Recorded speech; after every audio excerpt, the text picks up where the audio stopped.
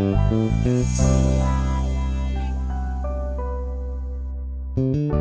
up, y'all? It's your boy Juice. We back for episode 2 of Behind the Lens with Juice. Of course, shot by AE Media. This episode, we're just gonna really talk about, foundation of saving money, the principle of saving money, ways in which you can save money, and not only save money, but put your money in positions to make money, right?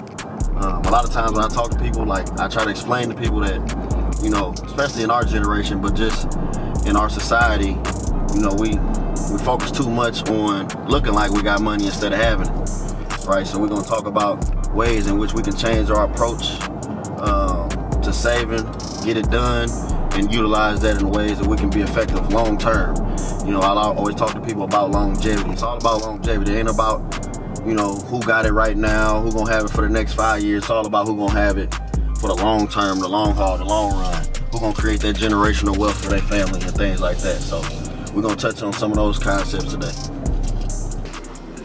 So we're back with episode 2 of Behind the Lens with Juice. Obviously, as y'all see today, I got a special guest. This is my grandma, Becky Tober. Hello. It's actually her 65th birthday. So I incorporated her for 2 reasons. Number 1, it's her birthday. Number 2, the topic that we're going to talk about today, as I already explained to you guys, is talking about saving money, the principle of saving money, the importance of it, ways in which you can do it. And the reason that I wanted to feature her on here is because she's part of the reason why I'm the saver that I am. Even still today, as a 24-year-old grown man, she's still on my ass about saving money. And when I walk in here with stuff like this on, she kind of look at me with the side eye. But we're gonna kind of get into that. So just kind of right into it. When it comes to saving money, what was always your thought process around that? Some of the things you try to do, things like that. Well, one of the things is I had a child at a very young age, so I actually was alone, and I knew that I was going to have to do things to invest in order to be able to take care of a child if I had to by myself. So one of the things, I got a little child support, and instead of going out and spending it on something, I put it in the bank and watched it grow. If I didn't depend on it, I was able to save that money. And after a while, I looked up, I had about $6,000, and that was like something to really keep me above water for a very long time. Okay. So as far as that, obviously I know you utilize, bank accounts, things like that, but are there any other things that you may be invested in and put within the bank, or things outside of that you might have put, money in places like that? Yeah, one of the things was, once I got a lump sum of money, I thought, well, what can I do to get more interest than what a bank would give you? So I looked into CDs, so I did place some of that money into a CD in order to get more interest, and then that's money you can't touch for a certain amount of time, so you put it in the bank and let it ride. So that's one of those things. I'm glad you said that, especially about CDs and interest bearing things like that. That's one of the things I try to coach people on, is putting money in places where it can gain interest, gain compounded interest, all those different type of things. Because a lot of times people have that habit of, if I get a lump sum of money, I'm gonna put it in the bank, or I'm gonna put it in a shoebox, I'm gonna put it in the wall, or whatever. That type of mindset, which is a good mindset if you are able to save it. But the thing that people don't realize is that we have to put that money in places where it can make more money. Right? Because if, for instance, if somebody gets, $20,000 lump sum and they put that in the bank and they don't touch it for 10 years, that $20,000 ain't gonna really move too much in a regular savings account, right? But if we take some of that money and then in turn put it in somewhere where it can gain interest on it, that money, that $20,000 might be 30, might be 35, depending on interest rates, things like that. And then you also have to think about inflation. Yeah. People don't think about, the price of $1 right now is not going to be the price of $1 10 years from now. So if you take that money and have it sitting somewhere and not making any money on it, it's not going to be worth as much. You know what I'm saying? $100,000 in 2001 can't buy you the same thing $100,000 can buy you in 2021. People are living beyond their means and trying to look a certain way to the public eye and things like that. So they're buying certain things, wearing certain things, or just things like that that may not be within their budget at the time. Exactly. So is that something that you practice? Is maybe even when you were having a little more money than what you absolutely needed, still kind of living below your means for a certain period of time? Is that something that you practice? Yeah, I did. I always got good jobs. I was lucky to do that. and I would take a little bit of that money and put it somewhere that I couldn't easily get to. Like I didn't have to have a card to be able to ride up to the bank and get the money. I just put it in an account that I had to be within the bank hours to go get it. So I put it as far away as I could, and it wasn't a lot, just a little, because that little bit will grow. Something that you can afford to put away and not go back to. So that was one of the things that I did to build my bank account. That makes sense. So with that, as far as like now, of course, I know you're still a great saver. You pass it on to me, pass it on within everybody else in the family. So one of the things that I try to teach, especially to my generation, is, just the concept of saving. Last episode, I talked about credit and stuff like that. But when I kind of sat back and thought about it and kind of reflected on it, I realized that a lot of times, it's not that people don't have credit. Sometimes, people do have credit, but they kind of get in tight situations to where, they may not pay things off how they should or go delinquent on some things like that. And where does that come from? It comes from not having the income or the source of money to be able to pay those things off. So that goes, ties back into saving money. So I just wanted to focus on, the concept of saving money. And so, like, the first thing I always try to tell people is, like shout out to Joe Jack. One of the things me and him always talk about is, like, we don't want to be those people that, like, have a run, right? Meaning, like, man, I remember from 2010 to 2015, they was balling. They had all the cars, all the clothes, all the everything like that. Like, no, we're trying to do this for, a long time and pass it on to our kids, grandkids, things of that nature. So, trying to do the things that, I'm trying to normalize the things that people don't see, right? So, you might see me with clothes, nice shoes, jewelry, all those type of things, but you don't realize the things that I did before that in order to be able to comfortably do those type of things, right? And so, when it comes to saving money, like the first thing I always tell people, regardless of whatever you doing in life, whether it's a job, business, sports, down to how you tie your shoe, everything has a process. Everything has a reason for it. Everything should have a plan. You know what I'm saying? Like if you're about to get up and cook some bacon, point A to Z what you're about to do, right? So even it comes the same thing about saving money. I tell people, like, when you got a job and let's say your job you're making $3,000 a month, you got to create a plan on how you can best utilize that $3,000 a month. Now, of course, I know most people have bills, responsibilities, even people have kids and things like that they have to take care of. So obviously we already have to factor that in.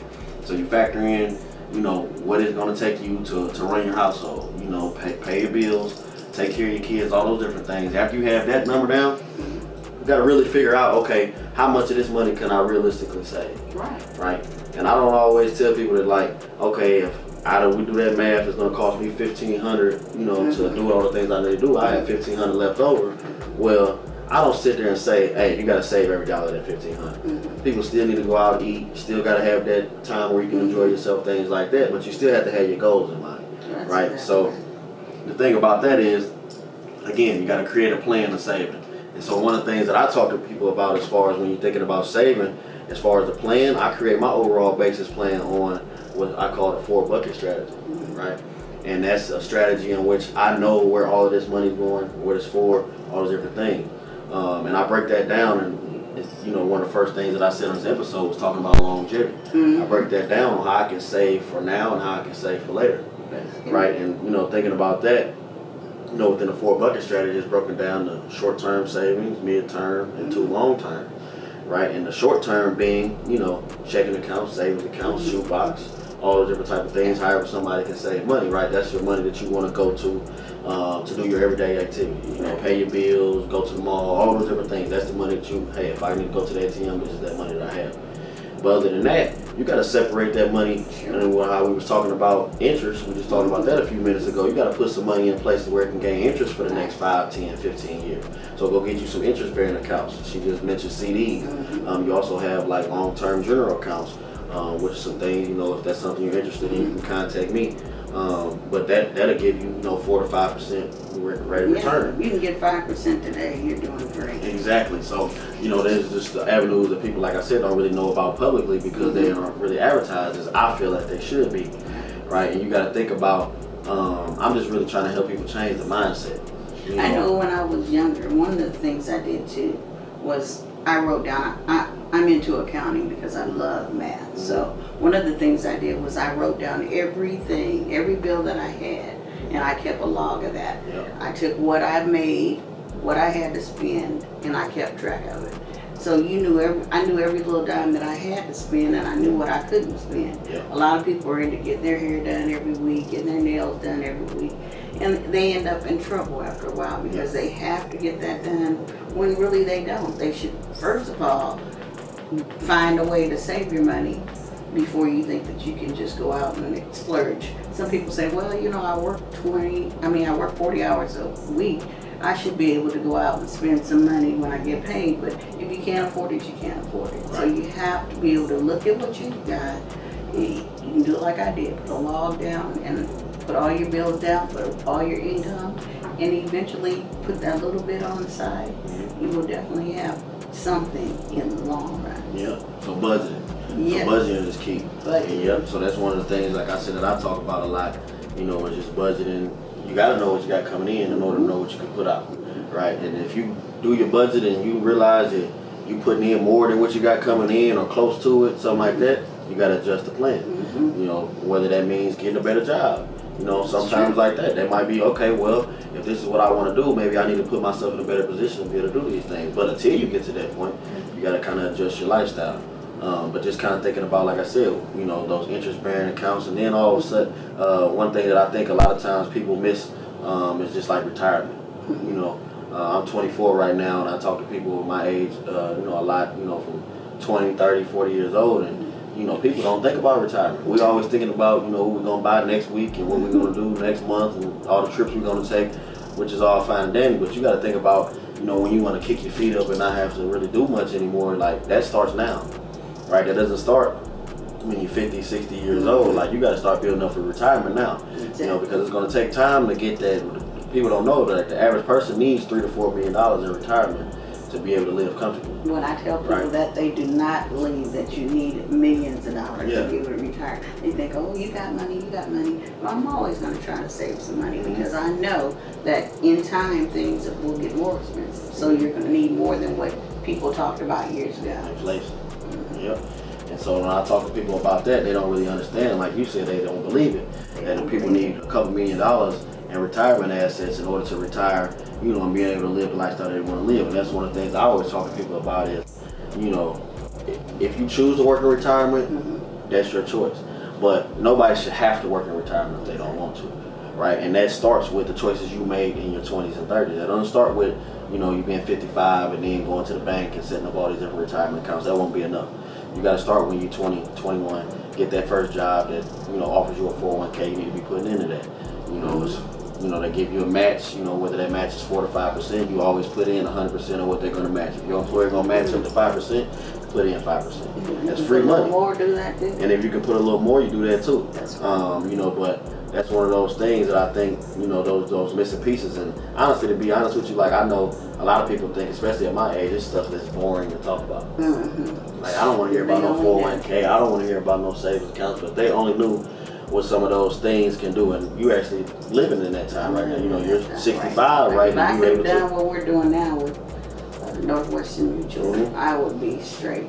Yep. I mean, I'm straight, but I would be straight. It would have just been that extra. I would probably be what they really call rich right. Yeah, so, and that's the thing that we're talking about right now, is just the things that you can do to actually be rich at some point, rather than, looking like it and really not really, living up to what your full potential is. Like, I think a lot of us miss out on that point of what our full potential could be, as far as the long term, and just like I said, longevity. Longevity is very important when we're thinking about saving. Get you a savings account. There's too many adults out here, man, nowadays that don't have a bank account. That does not make sense. And I'm not saying you have to have every single dollar that's to your name in the bank account. But if you're an adult and you don't have a bank account, you're doing a disservice. Well, one of the things that I thought about in my younger years was, once I did get a little money saved up and I had my credit in line, instead of going out and buying an apartment or paying somebody to rent an apartment, you can actually move into a home and pay half of what you're paying to stay in an apartment. So that was one of the mindsets I had. And so for most of my life, I lived in a home that I owned. Yeah, that's another thing that, I talk to people about, just as far as, living situation. And obviously, renting is not the end of the world, right? But I always tell people to use renting, as just, your living situation for when you currently, but make sure you're working on all your other goals, right? So that you can then get to that goal of becoming an owner. I think sometimes people get too comfortable with renting. And some people have certain reasons of why they rent and things like that. It makes sense for, certain individuals. But I feel like if you have a goal of someday owning a home, people don't realize that it can be done a lot quicker than, what they think. People think that they got to wait 5, 10, 15 years to buy a home. But if you get your stuff together in 2 or 3 years, you can make it, you can have it done. And they don't really know the avenues in which they can do that. Of course, you got to have your credit together. You got to have your cash flow right, because when it comes to getting a home loan, those are the things that they're going to look at. But other than that, like, you can even cut down your expenses even more if you own your home rather than renting. Exactly. Rent right now on a home might be $1,200 to where, if you have a mortgage, you might be paying $500. That's right. Things like that. And, people don't know about, FHA loans and things like that, to where everybody thinks that they have to put down 20% on a home and things like that. And you can go out and get an FHA loan, which is, first-time home buyers, and put down 3.5%. Mm-hmm. Meaning you can get a $70,000, $80,000 home and only put down maybe $4 or $5 grand. Exactly. Can't really beat that. But again, going back to saving, you have to save up that That's 4 or right. 5 grand. Have your credit together, like we talked about in episode 1, in order to do some of those things. But again, like I said, like that goes back into having a plan. If your plan is to, buy a home, buy a car, start a new business, whatever the case may be, regardless of what you're doing, you got to create a plan. Mm-hmm. So the thing about the saving is, people always say, like, I'll do it tomorrow. I'm going to start tomorrow. I'm going to start next week. I tell people all the time, like, there's no better time to start than yesterday. Mm-hmm. Right? So whatever you said that you were going to do yesterday, you need to do it today, because then tomorrow's going to come and you're not going to do it. Right? So even if it's becoming where you're saving $100 more than you saved last month, that's a step. Mm-hmm. I'm not saying that, a person has to change their entire life tomorrow and go from, saving $100 to $1,000. Take baby steps. I think the problem that we run into right now is, like, everybody want to compete with the next person. Mm-hmm. Such and such down the street went and got a new car. Well, shit, I gotta go get a new car. Mm-hmm. And such and such just got, the latest outfit, what's popular right now. Well, I gotta go do that, right? And it's messing up their situations in the long run, right? To me, where I look at it is, I do things when I'm able to do it, not regardless based on what other people are doing, especially because I always keep my goals in mind. What's my goal? Exactly Well, right. okay, is this right here going to help me reach my goal? If not, I probably ain't going to buy it. Now, and it goes back into saving too as well. Like, if I'm talking about saving, like, before I buy something that costs $1,000, I might save $1,000 3 times or 4 times and then go buy it. Exactly. I'm not gonna buy it with the first 1,000 that I saved, Mm-hmm. right? So that goes into, just always having a goal. So like I told people, like with the 4 bucket strategy, kind of going back into that. I know I didn't really explain that as much as I wanted to. So just saying that with the 4 bucket strategy, I know I said it's important, to have a bank account. Mm-hmm. To have some of those long-term things. If your job is giving you a 401k, put into your 401k. Mm-hmm. We talked about looking at things like CDs and stuff like that at the bank, as far as how you can gain interest on your money. So, you have money sitting in an account to where it's getting better interest than what, a savings account could give you. But you also got to look at investing your money. A lot of people don't really look into investing. And what I always tell people, again, is investment is risky. So investing is almost like going to the casino. It's like gambling, it can go up one day and it can go down the next, right? And so with that, I think in some capacity, everybody should have some type of money in investments, in the stock market, right? And that doesn't mean that we have to be Warren Buffett, investing $100,000, $1 million, things like that. Even if it's you putting $100 a month into the market, everybody should have that, because there's going to be the times where you can make that money, and as long as you have some money in there, you can profit off of it, right? And so when we think about those 4 different buckets, I just talked about, short term. I just talked about mid-term, which investments falls in the mid-term bucket of things. So you might look at some mutual funds, you might look at some stocks, you might look at some bonds, you might look at some things like that, to put your money in those places to try to make money, right? I invest 100, that stock goes up, I now it's at 250, things like that. Those are mid-term buckets. Now your long-term, you look at a general account. What a general account can give you is, access to corporate funds, to corporate bonds, and things like that that you wouldn't have access to, in the private sector as far as a person, right? You can't go to the bank and invest in that. You have to go to within a company. Again, like I said, if that's something you're interested in, you can reach out to me. Those get 5% return long term, and then you have your fourth bucket being long term. You know what I mean? 401ks, Roth IRAs, which are individual retirement accounts that you can start. All those different things. That's 4 buckets, right? So what's the key? The key is to get to the point to where you're saving 20% of your income on a yearly basis. But rather than just saying, let me save 20%, how do I save that 20%? Well, you got those 4 buckets. You want to get to the point to where you're putting 5% in each of those. That's right. You know what I mean? So where you're saving your 20%, but all those 20%, that 20% is doing different things, right? So you got your short term built up. You always want to have your short term, built up to at least 6 months expenses. That's what I tell all my clients, even people that aren't my clients that ask me about saving. Always want to have 3 to 6 months expenses saved up in your account at all times, because especially right now in the time like we see the pandemic is changing the world with jobs and people, losing jobs that they thought they might have forever. Things like that, right? To where people fell on hard times a little bit, with just not having adequate savings. So you always want to have 3 to 6 months expenses saved up in your account at all times, just in case you do have a hiccup, get laid off for a month, or get hurt, can't work, or something like that, get in a car accident, God forbid. But any of those things that, you have some savings built up to give you a kind of a cushion to where day one when something happens, you're not in a panic. Exactly. You're feeling like you have to go to ulterior motives and things like that to go get other means of income. And like you did, going to college is key, and it's almost going to be free at this point, because I know everybody's looking into trying to make college free, but that's very important to get that college in there, just to be able to walk into a working place and get a good job and be able to save that type of money you're talking about. Because I was in a really bad situation when I had a child at a very young age, and the first thing I did was went back to school for 20 years to get my degree. So it's not like you can't, just because you've got a baby at a young age. You can always go back, put your time and effort into going to school, getting that good job, and being able to get those 4 buckets that Josh was talking about over there. I think that's great. Yeah, definitely. So and that's something like, whether you go to college or, just get a regular 9 to 5 somewhere, or whatever your means of, income is, that strategy works for anybody. Just a little bit of money you can take and put it somewhere to help you. Take it and put it somewhere. And again, like I said, this doesn't have to be every dollar that you make. You know what I mean? This is stuff that's your extra savings, things like that. I still want people to be able to enjoy the things that they enjoy. Go out, take trips, have fun with friends and family. But we gotta get in that mindset to where this is important. Saving is important. Saving is a part of everyday life. It's something that we do on a monthly, weekly, daily thing. Where we're saving money and things like that. So important. So when you're thinking about that, as far as, the saving, like I said, the 20%, trying to get into putting in 5% of each one of those things. So where you think about that, they always say don't put all your eggs in one basket. You got money for different places.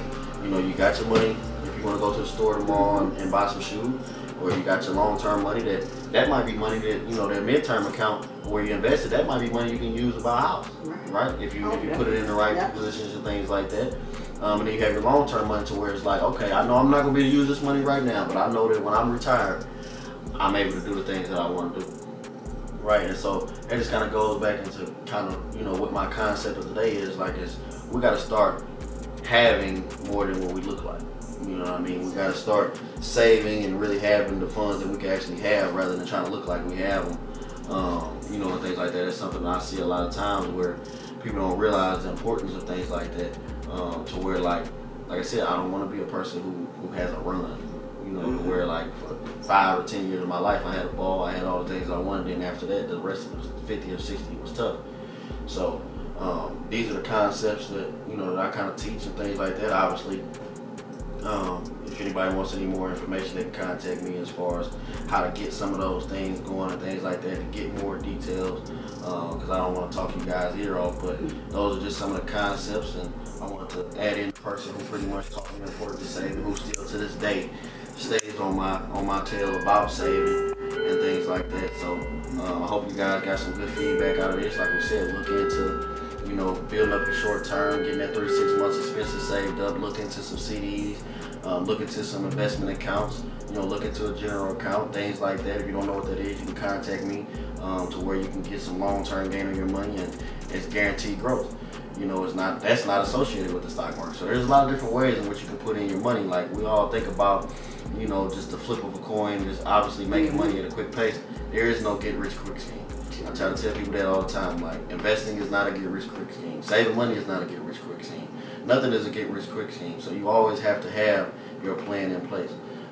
So if that's something that you're, you don't think you can necessarily do yourself, reach out to people. There's people like myself. There's a lot of other people within the community that are willing to, help people accomplish some of these goals. But just wanted to really sit back and kind of explain to people the importance of saving, get a different perspective, and just also tell people, that I know that it's not easy. I guarantee you it works though. It definitely works. That's the one guaranteed thing about it. It ain't easy, a little bit, but it's guaranteed to work. And it can always put you in a better position. The more money you have, the more opportunities you have. Exactly. I can retire now. Exactly. And I just turned 65 today. You can retire. You could have been retired. Yeah, they told me I was in good position. If you wanted to. But it was only because I was always saved conscientious. Exactly. So. And it's because of the things you did. Like you said, you have a mom at 16. So you're 65 now. So these principles that you started 50 or 40 some odd years ago, have an impact on the life that you're living right now. Right? And so that's why I tell people, like, even when we're 24 or 25, we have to start doing these things now. We have to start these principles now. Because it's not going to, you're not going to get better, within, 2 years. You retire at 65, and you can't start when you're 60. Things like that. I wish I could have started back in my 20s or something. Yeah. Because my grandson's going to be rich. By the time he's 30, he should be rich. Oh, that's the goal. But I gotta save in order to do that. I can't spend, all the money that I have, and accomplish that goal. We gotta put money in places to make more money and things like that. So that's what I have for you guys on episode 2 of Behind the Lens with Juice, shot by AE Media. Shout out Reason to Doubt. Make sure y'all tuning in to our podcast weekly. Shout out Retro Worldwide. There was our last guest on the Reason to Doubt podcast.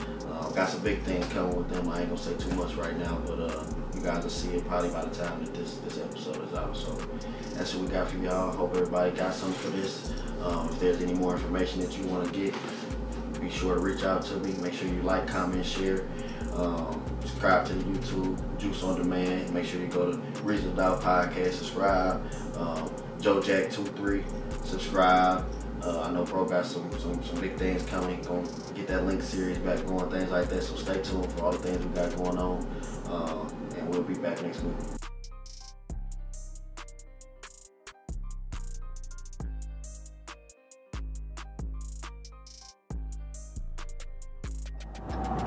I can't hear you, nigga. Little burger.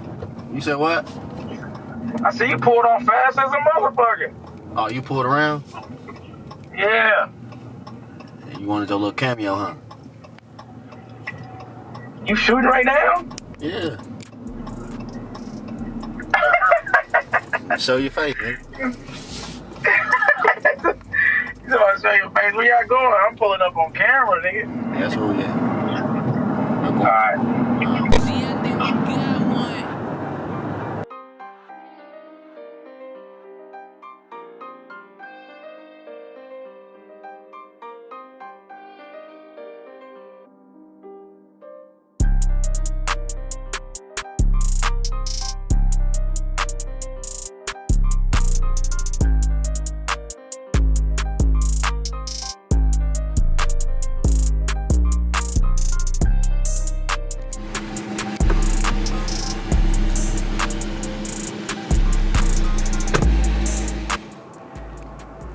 Yeah, man, I'm just talking about motherfuckers saving money, not trying to look like they got it, but actually having it and shit like that.